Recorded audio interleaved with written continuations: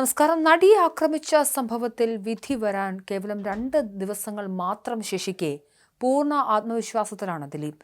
ചെന്നൈയിലുള്ള ദിലീപ് കുടുംബസമേതം ഇന്ന് കൊച്ചിയിലെത്തും. അതിനിടെ ദിലീപ് നായകനായി ജഗൻ ഷാജി കൈലാസ് സംവിധാനം ചെയ്യുന്ന ചിത്രം ഷെഡ്യൂൾ ബ്രേക്കും എടുക്കുകയാണ്. നടിയെ ആക്രമിച്ച കേസിൽ 8ാം പ്രതിയാണ് ദിലീപ്. കേസിൽ വിധി ഡിസംബർ 8-ന് വരും. ആലുവയിലെ വീട്ടിൽ വലിയ ഒരുക്കങ്ങളാണ് നടക്കുന്നത്. പടക്കം പൊട്ടിച്ച് ദിലീപിന്റെ കുറ്റവിമുക്തി ആഘോഷിക്കാനുള്ള ഒരുക്കത്തിലാണ് ഫാൻസും.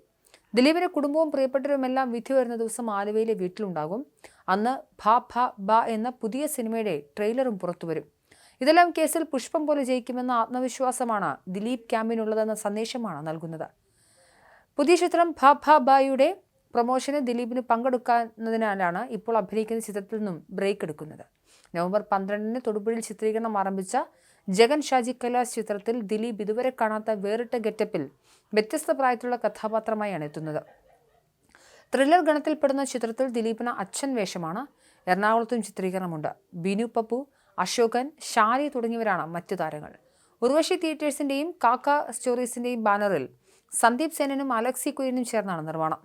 അജയ് ഡേവിഡ് കച്ചുപ്പള്ളി ഛായാഗ്രഹണം നിർവഹിക്കുന്നു. ഇതിനൊപ്പം സത്യൻ അന്തിക്കാട് സംവിധാനം ചെയ്യുന്ന ചിത്രത്തിൽ പുതുവർഷത്തിൽ ദിലീപ് അഭിനയിക്കും.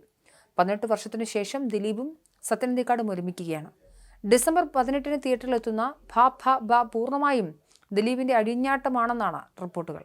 മോഹൻലാൽ അതിഥി താരമായി എത്തുന്ന ചിത്രത്തിൽ വിനീത് ശ്രീനിവാസനും ധ്യാൻ ശ്രീനിവാസനും ദിലീപിനൊപ്പം തുല്യ പ്രാധാന്യമുള്ള വേഷത്തിലും എത്തുന്നുണ്ട്.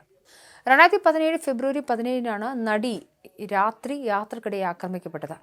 2 ദിവസം കഴിഞ്ഞപ്പോൾ കൊച്ചിയിൽ താരങ്ങളും പൗരപ്രമുഖരുമെല്ലാം ചേർന്ന് യോഗവും വിളിച്ചിരുന്നു. ഇതിൽ ദിലീപ് പങ്കെടുത്തിരുന്നു. മാത്രമല്ല, ദിലീപിന്റെ ആദ്യ ഭാര്യയും നടിയുമായ മഞ്ജു വാര്യരും പങ്കെടുത്തു. രണ്ടുപേരും നടിക്ക് വേണ്ടി പ്രസംഗിക്കുകയും ചെയ്തു. എന്നാൽ ക്രിമിനൽ ഗൂഢാലോചന ഉണ്ട് ഈ സംഭവത്തിന് പിന്നിലെന്ന് യോഗത്തിലാണ് മഞ്ജു വാര്യർ ആദ്യം പറയുന്നത്.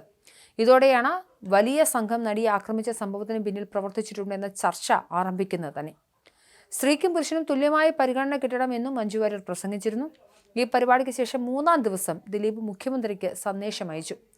2017 ഫെബ്രുവരി 22-ന് രാവിലെയാണ് ദിലീപ് പിണറായി വിജയന് ഫോണിൽ നിന്നും സന്ദേശം അയച്ചതെന്നും പ്രോസിക്യൂഷൻ കോടതിയിൽ അറിയിച്ചതായി പറയുന്നുണ്ട്. Sir, Dileep here. വല്ലാത്തൊരു മാനസികാവസ്ഥയിലാണ് ഞാൻ. ഒരു തെറ്റും ചെയ്യാതെ കഴിഞ്ഞ 3-4 ദിവസമായി അനുഭവിക്കുകയാണ്. സാറിൻ്റെ ഒറ്റയാളുടെ ധൈര്യത്തിൽ മാത്രമാണ് ഞാൻ അന്ന് ഫിലിം അസോസിയേഷൻ കാര്യത്തിൽ ഇറങ്ങിയത്. എനിക്കിപ്പോഴും സാറിലെ വിശ്വാസമുള്ളൂ എന്നതായിരുന്നു സന്ദേശം. ഈ സന്ദേശം അയക്കുന്ന വേളയിൽ ദിലീപ് നടി ആക്രമിക്കപ്പെട്ട കേസിന്റെ പ്രതികളുടെ ചിത്രത്തിൽ ഉണ്ടായിരുന്നില്ല. ചില സന്ദേശം ഉന്നത പോലീസ് ഓഫീസർമാർക്കും ദിലീപ് അയച്ചിരുന്നുവെന്നും കൃത്യമായി പറയുന്നുണ്ട്. ഏപ്രിൽ മാസത്തിലാണ് ദിലീപിന്റെ പേരും കേസിൽ ഉയർന്നു കേട്ടത്. ജൂലൈയിലാണ് ദിലീപിനെ പോലീസ് ചോദ്യം ചെയ്തത്. ദിലീപിനൊപ്പം നാദൃഷയെയും പോലീസ് ചോദ്യം ചെയ്തിരുന്നു. ആലുവ പോലീസ് ക്ലബ്ബിൽ വെച്ചാണ് ചോദ്യം ചെയ്യൽ. ജൂലൈ 10-ന് ദിലീപിന്റെ അറസ്റ്റും രേഖപ്പെടുത്തിയിരുന്നു.